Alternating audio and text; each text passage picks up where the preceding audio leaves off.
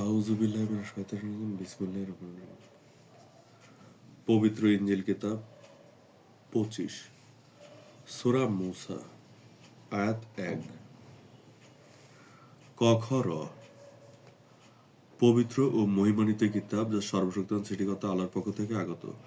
শপথ সিনাই উপত্যকা ও তুর পাহাড় যেখানে তিন ও জয়তুন নামক ফল জন্মায়। স্মরণ করো ইসরায়েলের বংশধর ইমরান পুত্র মূসার কথা, যাকে আমি বাল্যকালে রক্ষা করেছিলাম অবাধ্য জালেম বাদশাহ ফেরাউনের হাত থেকে।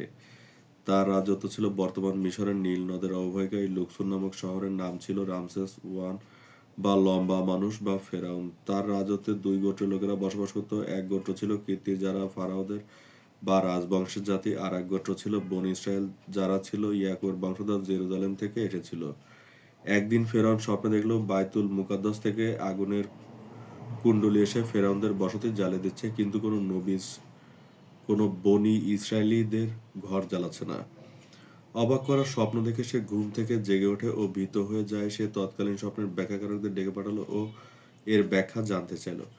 ব্যাখ্যাকারকরা তাকে জানালো যে বনী ইসরায়েলীদের মধ্য থেকে এমন এক পুত্র সন্তান জন্ম নেবে যে ফেরাউনের রাজত্বকে ধ্বংস করে দেবে। এটা শুনে ফেরাউন তার সৈন্যদেরকে নির্দেশ দেয় যে 2-3 বছরের বা সদ্য জন্মানো ছেলে বাচ্চাদেরকে মেরে ফেলতে বনী ইসরায়েলি গোত্রের, এমনকি গর্ভবতী নারীদেরকেও নজরে রাখলো। তারা বনী ইসরায়েলীদের পুত্রদেরকে হত্যা করত এবং কন্যাদেরকে বাঁচিয়ে রাখত। এমনই এক সময় আমি ইমরানের স্ত্রী জোসিবেতকে বললাম, তোমার গর্ভে যা আছে তা পবিত্র, অতএব সংসারবাদীদের অন্তর্ভুক্ত হও না। তুমি তাকে গোপনে ভাসিয়ে দিবে, আমি তাকে গ্রহণ করবো। সে হবে মনোনীত রাসূলগণের মধ্যে অন্যতম, অথবা নির্দিষ্ট সময়ে সে জন্মগ্রহণ করে আলহামদুলিল্লাহ। এবং তার মাতা তাকে সন্তানপরে নীল নদে ভেলায় ভাসিয়ে দেয়। ভেলা ভাসতে ভাসতে ফেরাউনদের ঘাটে গিয়ে বেড়ে এবং সেখানে তার স্ত্রী নেফারতেরি বা আসিয়া তাকে গ্রহণ করল। অতঃপর সে সেখানে বেরোতে লাগলো এবং তাকে অস্ত্রবিদ্যা, জ্ঞান, প্রজ্ঞা, হিকমা দেওয়া হয়েছিল। তার হৃদয়টাকে করেছিলাম কোমল ও কঠোরের মিশ্রণ। তার নাম দেওয়া হলো মূসা বা কুড়িয়ে পাওয়া।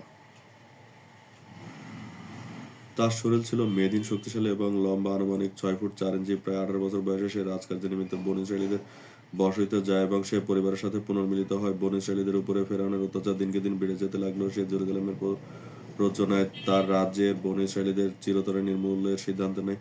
সে তার পুত্র রামসেস 2 এবং মূসাকে ডেকে বনী ইসরায়েলীদের উপরে এক অভিযান চালানোর কথা জানায়। মূসা সিদ্ধান্ত নেয় সে তার পরিবার ও বনী ইসরায়েলীদের রক্ষা করবে। নির্দিষ্ট দিনে সে যুদ্ধে বনী ইসরায়েলীদের পক্ষে অবস্থান নেয় এবং ফেরাউনের বাহিনী নির্মমভাবে পরাজিত হয়। বস্তুপক্ষে ফেরাউন ছিল এক মূর্তি পূজারী কাফের। সে বিভিন্ন দেবদেবী ও আমন নামক এক দেবতার পূজা করত এবং সে বনী ইসরায়েলীদেরকেও এর ব্যাপারে জোর করত। সে এটা জানতে পেরে মূসাকে হত্যা করার নির্দেশ দেয়। তবে তার মাতা নেফারতির সাহায্যে সে সেখান থেকে পলায়ন করে। সে তুর সিনাই উপত্যকা হয়ে নৈবাতে গমন করলো। সেখানে কিছুকাল অতিবাহিত হওয়ার পর সেখানের এক সম্ভ্রান্ত পরিবারে সে কাজ নেয়। পিতা মূসাকে বলল, আমি আমারে কন্যাদের একজনকে তোমার সঙ্গে বিবাহ দিতে চাই। এ শর্তে তুমি 8 বছর আমার কাজ করে দেবে। যদি 10 বছর পূর্ণ করো সে তোমার ইচ্ছা, আমি তোমাকে কষ্ট দিব না। আল্লাহ ইচ্ছা করলে তুমি আমাকে সদাচারী পাবে। মূসা বলল, আপনারা আমার মধ্যে এ চুক্তি রইল, এ দুটি মেয়াদের কোনো একটি আমি পূর্ণ করলে আমার বিরুদ্ধে কোনো অভিযোগ থাকবে না।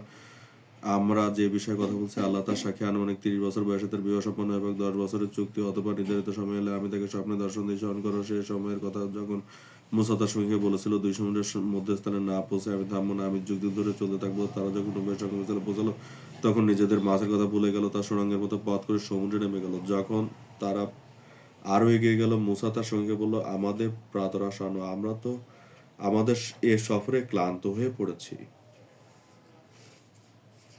সে বলল, আপনি কি লক্ষ্য করেছেন, আমরা যখন শিলাখণ্ডে বিশ্রাম করছিলাম তখন আমি মাছের কথা ভুলে গেছিলাম। শয়তানি তার কথা বলতে আমাকে ভুলিয়ে দিয়েছিল। মাছটি আশ্চর্যজনকভাবে নিজের পথ করে সমুদ্রে নেমে গেল। মূসা বলল, আমরা তো এই স্থানটিরই অনুসন্ধান করছিলাম। অতঃপর তারা নিজেদের পায়ের চিহ্ন ধরে ফিরে চলল। অতঃপর জিব্রাইল তার সাথে দেখা করলো। মূসা তাকে বলল, সত্য পথের যে জ্ঞান আপনাকে দান করা হয়েছে তা থেকে আমাকে শিক্ষা দেবেন, এই শর্তে আমি আপনার অনুসরণ করব কি? সে বলল, তুমি কিছুতেই আমার সঙ্গে ধৈর্য ধারণ করে থাকতে পারবে না। মূসা বলল, আল্লাহ চাইলে আপনি আমাকে ধৈর্যশীল পাবেন এবং আপনার কোনো আদেশ আমি অমান্য করব না। সে বলল, আচ্ছা, তুমি যদি আমার অনুসরণ করোই তবে কোনো বিষয়ে আমাকে প্রশ্ন করো না, যতক্ষণ না আমি সে সম্বন্ধে তোমাকে কিছু বলি। অতঃপর তারা যাত্রা করলো। পরে যখন তারা নৌকায় আরোহণ করলো তখন সে তাদের ছিদ্র করে দিল। মূসা বলল, আপনি কি আরোহীদের নিমজ্জিত করে দেওয়ার জন্য তাতে ছিদ্র করলেন? আপনি তো এক গুরুতর অন্যায় কাজ করলেন। জিবরিল বলল, আমি কি বলিনি যে তুমি আমার সঙ্গে কিছুতেই ধৈর্য ধারণ করতে পারবে না? মুসা বলল, আমার ভুলের জন্য আমাকে অপরাধী করবেন না ও আমার ব্যাপারে অত্যধিক কঠোরতা অবলম্বন করবেন না। অতঃপর তারা চলতে লাগলো। চলতে চলতে পথে এক বালকের সাক্ষাৎ হলো। সে তাকে হত্যা করলো। মুসা বলে উঠল, আপনি কি হত্যার অপরাধ ছাড়া এক নিষ্পাপ জীবন নাশ করলেন? আপনি অবশ্যই এক গুরুতর অন্যায় কাজ করলেন। জিবরিল বলল, আমি কি বলিনি যে তুমি আমার সাথে কিছুতেই ধৈর্য ধারণ করতে পারবে না? মুসা বলল, এরপর যদি আমি আপনাকে কোনো বিষয় জিজ্ঞাসা করি তবে আপনি আমাকে সঙ্গে রাখবেন না। আমার ওজর আপত্তি চূড়ান্ত হয়েছে। অতঃপর তারা চলতে চলতে এক জনপদের অধিবাসীদের কাছে পৌঁছে তাদের কাছে খাদ্য চাইল, কিন্তু তারা তাদের আতিথেয়তা করতে অস্বীকার করলো। অতঃপর সেখানে তারা এক পতনমুখ প্রাচীর দেখতে পেল এবং মুসার সঙ্গী তাকে সুদৃঢ় করে দিল। মুসা বলল, আপনি অবশ্য ইচ্ছা করলে এর জন্য পারিশ্রমিক গ্রহণ করতে পারতেন। মুসার সঙ্গী বলল, এখানেই তোমার এবং আমার মধ্যে সম্পর্ক ছেদ হলো। যে বিষয়ে তুমি ধৈর্য ধারণ করতে পারোনি আমি তার তাৎপর্য ব্যাখ্যা করছি। নৌকাটির ব্যাপারে এ ছিল কতিপয় দরিদ্র ব্যক্তি, তারা সমুদ্রের জীবিকা অন্বেষণ করতো। আমি ইচ্ছা করলাম নৌকাটিকে ত্রুটিযুক্ত করতে, কারণ তাদের সম্মুখে ছিল এক রাজা যে বল প্রয়োগে নৌকা সকল ছিনিয়ে নিত। আর কিশোরটি তার পিতা মাতা বিশ্বাসী। আমি আশঙ্কা করলাম যে সে বিরুদ্ধাচরণ ও বিদ্রোহচারণ ও অবিশ্বাস দ্বারা তাদের বিব্রত করবে। অতঃপর আমি চাইলাম যে পালনকর্তা যেন তার পরিবর্তে তাদের এক সন্তান দান করেন, যেভাবে পবিত্রতায় মহত্তর, ভক্তি ভালোবাসায় ঘনিষ্ঠতর। আর ওই প্রাচীরটি ছিল নগরবাসী দুই পিতৃহীন কিশোরের নিম্নদেশে ছিল তাদের গুপ্তধন এবং তাদের পিতা ছিল সৎকর্মপরায়ণ ব্যক্তি। সুতরাং তোমার পালনকর্তা দেওয়া অবশ্যই ইচ্ছা করলেন যে তারা বয়প্রাপ্ত হোক এবং তারা তাদের ধনভাণ্ডার উদ্ধার করুক। আমি নিজ থেকে কিছু করিনি। এটাই তুমি যে বিষয়ে ধৈর্য ধারণে অপারগ হয়েছিলে তার ব্যাখ্যা। এখানে মাছ হচ্ছে ফেরাউন আর কিশোরটি হচ্ছে ফেরাউন। ইতিমধ্যে তার বয়স 40 হয়েছে এবং তার আসার পর রামসেস এক মারা গেছে ও রামসেস 2 তার স্থলাভিষিক্ত হয়েছে।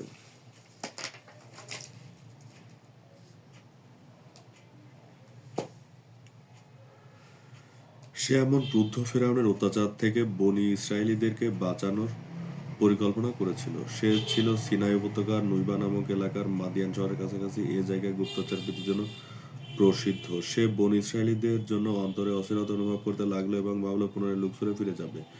অতঃপর নির্দিষ্ট মেয়াদ পূর্ণ করার পর মুসা তার স্ত্রী ও পরিবারবর্গ সহ নুইবা থেকে সিনিয়া উপত্যকার মধ্য দিয়ে সরাসরি রাস্তাতে তুর নৌবন্দরের উদ্দেশ্যে রওনা করলো। যাত্রাপথে তারা এক পবিত্র উপত্যকাতে বিরতির জন্য থামলো। অন্তঃসত্ত্বা স্ত্রীর শীত নিবারণের জন্য মুসা আগুনের খোঁজ করতে লাগলো। সে তুর পাহাড়ের দিকে আগুন দেখতে পেল। সে তার পরিজন বর্গকে বলল, তোমরা অপেক্ষা করো, আমি আগুন দেখছি, সম্ভবত আমি সেখান থেকে কোনো খবর আনতে পারবো অথবা এক খণ্ড জ্বলন্ত কাঠ আনতে পারবো যাতে তোমরা আগুন পোহাতে পারো। যখন মুসা আগুনের কাছে গেল তখন পাহাড়ের ডান পাশে পবিত্র ভূমিস্থিত এক গাছ থেকে তাকে ডেকে বলা হলো, হে মুসা, আমি আল্লাহ বিশ্ব জগতের পালনকর্তা, আমার দিকে আসো, তোমার পরিচয় বলো। সে বলল, আমি মুসা, আমি আল্লাহর রাসূল। আমি মুসা, আমি আল্লাহর রাসূল। আমি মুসা, আমি আল্লাহর রাসূল। 2 বার সিজদা।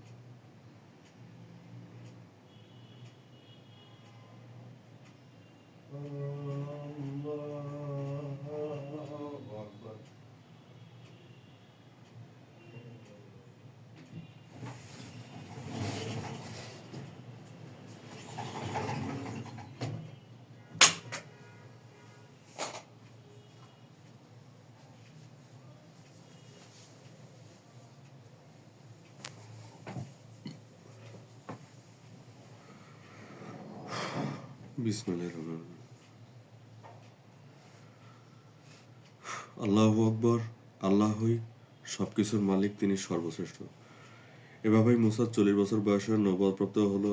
আল্লাহ ভীত মুসাকে বললেন, তুমি তোমার হাতের লাঠি নিক্ষেপ করো। অতঃপর যখন সে নিক্ষেপ করলো তখন সেটা এক বিশাল অজগর হয়ে ছোটাছুটি করতে শুরু করলো, আর তা দেখে মুসা পেছনে না তাকিয়ে বিপরীত দিকে দৌড় দিল। তিনি বললেন, তুমি এটিকে ধরো, ভয় করো না, তুমি পবিত্রত্ব ও প্রত্যক্ষতে রয়েছে, আমি এটিকে পূর্বরূপে ফিরিয়ে দিব।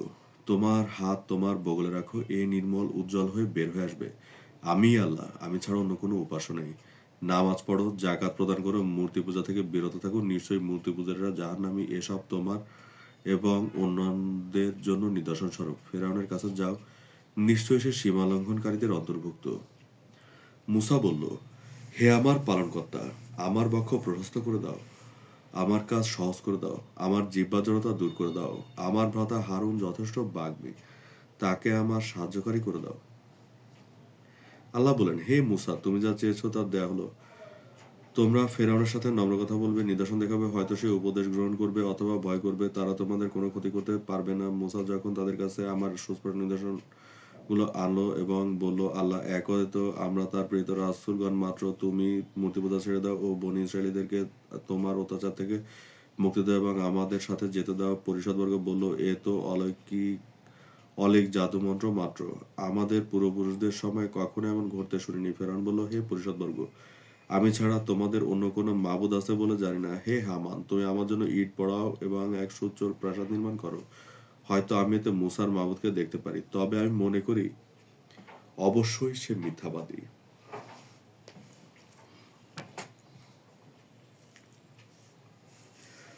অতঃপর তারা বনী ইসরাঈলীদের বসাইতে গেল এবং দীর্ঘদিন সেখানে একেশ্বরবাদ প্রচার করে বেড়াতে লাগলো। প্রায় আনুমানিক 10 বছর সময় ধরে তারা তাদেরকে সতর্ক করলো এবং ফেরাউনের সাথে যুদ্ধ করার জন্য আহ্বান করতে লাগলো।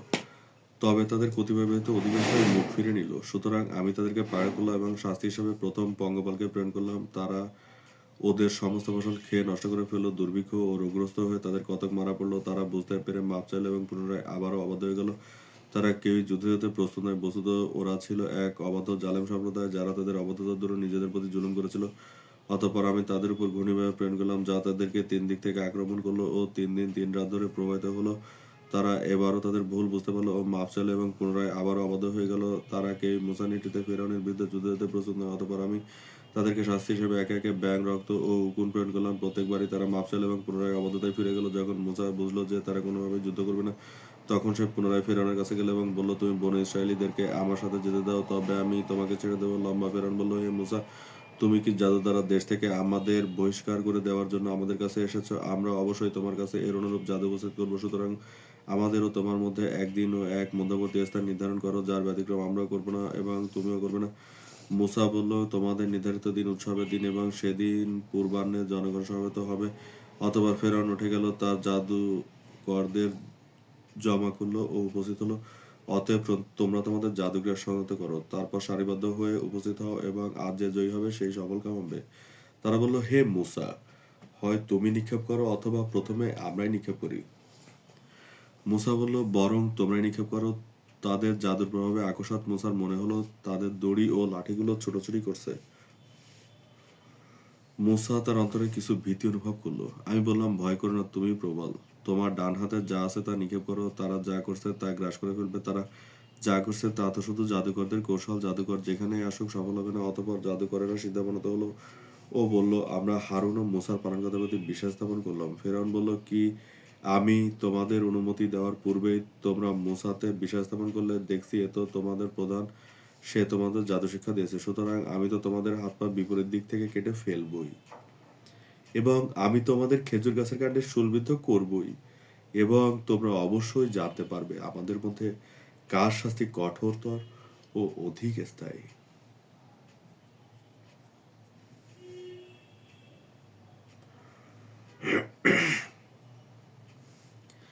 জাদুকরেরা বলল, আমাদের কাছে যে স্পষ্ট নিদর্শন এসেছে তার উপর এবং যিনি আমাদের সৃষ্টি করেছেন তার উপর আমরা কিছুতেই তোমাকে প্রাধান্য দেব না। সুতরাং তুমি যা চাও করো, এ তো পার্থিব।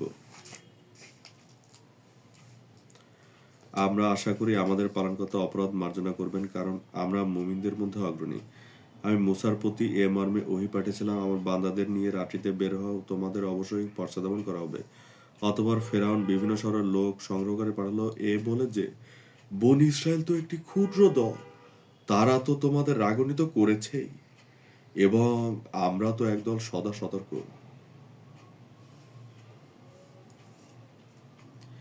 আমি ফিরআউন গোষ্ঠীকে তাদের ধনভাণ্ডার, সুরম্য, সদুশালা, বাগান ও ঝর্ণা থেকে বহিষ্কার করলাম এবং বনী ইসরায়েলকে এসবের অধিকারী করেছিলাম।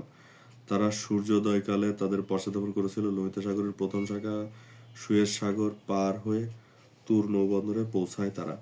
অতঃপর সেখান থেকে সিনাই উপত্যকার এক গোপন পেঁচালো পথ দিয়ে শর্টকাটে মুসার নেতৃত্বে বনী ইসরায়েল দল নৈবাতে পৌঁছালো।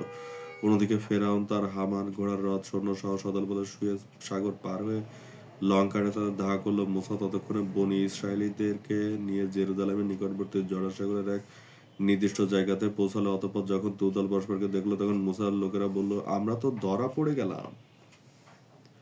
মুসা বলল, কিছুতেই নয়, আমার সঙ্গে আছেন আমার পালনকর্তা, তিনি আমাকে পথ দেখাবেন।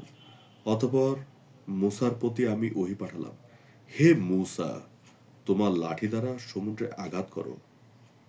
ফলে তা বিভক্ত হয়ে বিশাল পর্বতসম হয়ে গেল এবং তারা আল্লাহর নামে পথ চলতে শুরু করলো। যতক্ষণে তাদের শেষের ব্যক্তি মধ্যপথে উপস্থিত হলো, ফেরাউন তার বিশাল বাহিনী নিয়ে সেখানে উপস্থিত হলো। অতঃপর আমি বললাম, হে ফেরাউন, তোমার কাল পূর্ণ হয়েছে, আজ তুমি ক্ষতিগ্রস্তদের অন্তর্ভুক্ত হবে এবং মুমিনরা বিজয়ী হবে। অতঃপর আমি তাদেরকে পাকড়াও করলাম, প্রথমে সামনের দিক দিয়ে, এরপর পেছন দিক দিয়ে, এবং সবশেষে পানি তাদের মাথার উপরে চড়া হলো এবং ফেরাউন সদল বলে তার রথসহ নিমজ্জিত হলো। এবং আজ আমি তোমার দেহকে সংরক্ষিত করব, যাতে পরবর্তীদের জন্য তুমি নিদর্শন হয়ে থাকো। তোমার পালনকর্তা অবশ্যই পরাক্রমশালী ও পরম দয়ালু।